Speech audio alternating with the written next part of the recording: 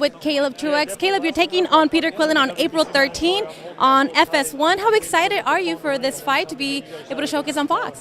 I'm very excited. I'm very excited to be here today, just to be a part of this this crazy atmosphere, and I'm excited to fight at home in Minneapolis on FS1 April 13th against a good fighter, former champion like myself, Peter QUILLIN, and I can't wait for April. It's like 6 months away, but it's gonna be a long 6 months.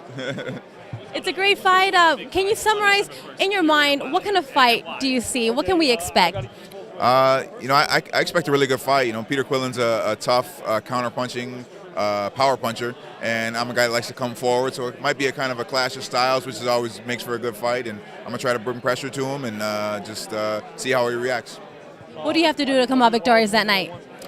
Just be me, be myself, and like I said, try to get to him and put the pressure on him make mistakes, and just take advantage of him. You mentioned it's pretty crazy right now. So many fights that are going to be on Fox, on FS1. What do you make of all the fights? What's one of the fights that you're looking forward to seeing? Where do I start? Obviously, that Mikey and Errol Spence fight is a huge deal. It's a super fight, basically. It's going to be on pay-per-view. What else? All these champions, like the Charlos, Danny Garcia, everybody. Everybody's just. I'm just excited to be a part of it, and excited to watch as a fan as well.